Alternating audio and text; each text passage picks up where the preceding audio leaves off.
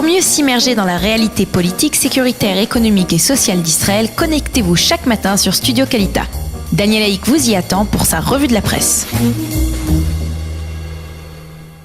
8h50, presque exactement. Nous avons eu 4 intervenants autour donc de ces événements sécuritaires de la nuit dernière. Je le rappelle donc des tirs de missiles ou de roquettes iraniennes en direction du plateau du Golan, des tirs qui ont échoué puisqu'aucun des tirs n'a frappé le plateau du Golan, et puis mais une riposte quelques minutes après, une riposte massive de l'armée de l'air israélienne contre des dizaines de positions des gardiens de la révolution iranienne, donc en territoire syrien.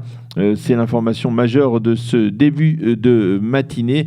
Et je le disais, la presse israélienne a tout eu le temps, à quelques secondes près, on va dire, de mentionner les informations de la nuit dernière. Le Yediot Aharonot, donc titre la riposte massive d'Israël en Syrie, et le journal titre également alerte rouge sur le plateau du Golan. Le Yediot Aharonot parle de tirs d'artillerie israéliens contre des positions d'Assad dans la ville ou près de la ville de Quneitra, et le Yediot rappelle que Tsahal avait estimé qu'une riposte iranienne était incontournable, et c'est la raison pour laquelle elle avait donc déployé des batteries de missiles d'hommes de fer et de patriotes dans le nord du pays. C'est probablement ces batteries qui ont tiré à proximité de la ville de Safed, suscitant une certaine peur de la part de certains des habitants de cette ville du nord du pays. Le Israël Hayom, lui, explique l'attaque massive de Tsahal de la nuit dernière. Le Israël Hayom titre en effet sur une déclaration de Binyamin Netanyahou: la Russie ne limitera pas nos démarches en Syrie. Donc c'est un point important qu'il faut souligner. Le journal nous montre le dépôt sur cette partie du plateau du Golan, la partie israélienne du plateau du Golan de Migouniot. Il s'agit d'abris en béton ambulants qui ont été déployés donc sur le plateau du Golan de crainte d'une attaque iranienne. Cette attaque iranienne qui donc a finalement échoué. Voilà pour ce que dit la presse israélienne très brièvement, ou est-ce qu'elle a réussi à dire très brièvement ce matin de l'attaque de la nuit dernière. Nous allons revenir sur d'autres points qui sont mentionnés ce matin dans la presse israélienne, et en particulier sur cette visite dont nous venons de parler de Binyamin Netanyahou à Moscou, et sur sa rencontre avec Vladimir Poutine, après avoir assisté donc aux côtés de Poutine au défilé de l'armée rouge à l'occasion du 73e anniversaire de la victoire des Alliés sur l'Allemagne nazie. Netanyahou s'est entretenu pendant plus de 2 heures avec le président russe. À l'issue de cet entretien, M. Netanyahou a déclaré aux journalistes qu'il avait dit au patron du Kremlin qu'il avait entamé lundi son 4e mandat. Il faut le rappeler, qu'Israël avait le droit de se protéger face à l'agressivité iranienne à partir du territoire syrien. J'ai expliqué à Poutine les motivations qui nous poussent à agir en Syrie, a déclaré M. Netanyahou, qui a fait remarquer qu'il avait passé au total près de 10 heures en compagnie de Vladimir Poutine, et que durant la rencontre, il a soumis à Poutine des documents récupérés dans les archives nucléaires iraniennes à Téhéran par le Mossad israélien, des documents prouvant que les Iraniens avaient menti à propos de leur programme nucléaire. Il n'est pas certain que cela ait particulièrement impressionné le leader du Kremlin. Ces rencontres sont très utiles, affirme la presse israélienne ce matin. Elles sont directes et franches et permettent de garantir au mieux la sécurité de l'État d'Israël. C'est ce qu'a déclaré Binyamin Netanyahou en substance, donc à l'issue de sa rencontre avec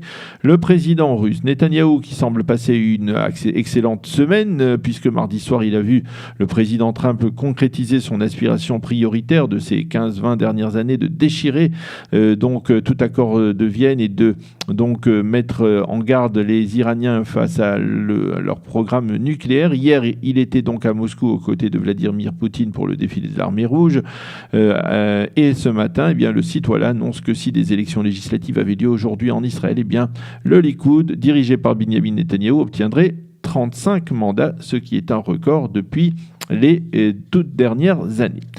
Le site Cannes de la radio israélienne, la radio nationale israélienne, cite Avigdor Lieberman qui a déclaré hier sur la première chaîne de télévision israélienne, qui a réagi d'une certaine manière au positionnement des Européens face à la décision de Donald Trump de sortir de l'accord de Vienne. Les Européens vivent dans le déni, comme en 1938, a déclaré Avigdor Lieberman. Ils sont aveugles et tentent de fuir la réalité. Il est clair que l'Iran aspire à se doter de l'arme nucléaire, dixit donc Avigdor Lieberman. Hadashot, les informations de la seconde chaîne, de l'ex-seconde chaîne de télévision israélienne, nous annoncent que les Européens boycotteront l'inauguration de l'ambassade des États-Unis à Jérusalem lundi prochain. Les ambassadeurs des pays européens qui ont été invités ont l'intention de ne pas donner suite à cette invitation, et parmi eux l'ambassadrice de France en Israël, Hélène Le Gall. L'un de ces ambassadeurs a estimé curieux d'être invité à une cérémonie pour fêter un événement auquel il s'oppose radicalement, mais au ministère israélien des Affaires étrangères, on se console en soulignant que 30 des 86 ambassadeurs en poste en Israël et qui ont donc été invités ont confirmé leur présence à cette cérémonie. Enfin, la présidente du parti Meretz, Tamar Zandberg, a elle aussi annoncé dans une lettre à l'ambassadeur américain David Friedman qu'elle ne participera pas à la cérémonie. « Je ne peux pas fêter cet événement, le cœur léger », a-t-elle écrit. Le site Ynet se fait l'écho ce matin des propos sans équivoque tenus hier par le chef de la diplomatie saoudienne Adel El-Joubar. Si l'Iran développe son programme nucléaire, alors nous aussi, les Saoudiens, nous produirons notre arme atomique, dixit donc le chef de la diplomatie saoudienne. Et puis, la décision assez rare pour être mentionnée de manière tout à fait inhabituelle.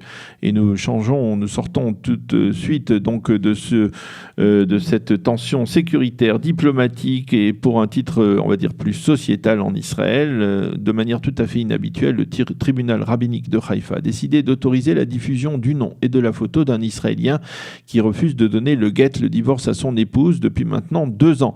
Il s'appelle Yaron Atias, il appartient à une famille connue de la localité de la ville d'Ashdod. Le tribunal rabbinique, dans un véritable shaming public, a indiqué que vu son comportement envers son épouse, Yaron Atia n'aura pas le droit de s'associer donc à une synagogue, à une communauté. Il sera interdit de le faire monter à la Torah. Il faudra s'en éloigner au maximum, bien entendu, jusqu'à ce qu'il cède aux pressions et accepte donc de libérer son épouse et de lui accorder le divorce. Et puis tous les suppléments sportifs de la presse israélienne nous annoncent que c'est le Hapoel Haïfa qui a remporté hier la finale de la Coupe d'Israël de football. Les Rouges de Haïfa l'ont emporté 3-1 sur le Beitar de Jérusalem, qui jouait pourtant sur son terrain fétiche de Malcha dans la capitale. C'est la première fois que le Hapoel Haïfa remporte la Coupe d'Israël depuis 44 ans. Voilà donc pour cette revue de la presse israélienne, quelque peu bouleversée ce matin en raison de l'actualité. Nous allons marquer une dernière pause et on terminera cette heure d'actualité avec la chronique d'Eliana Gurfinkel, Un jour, notre histoire.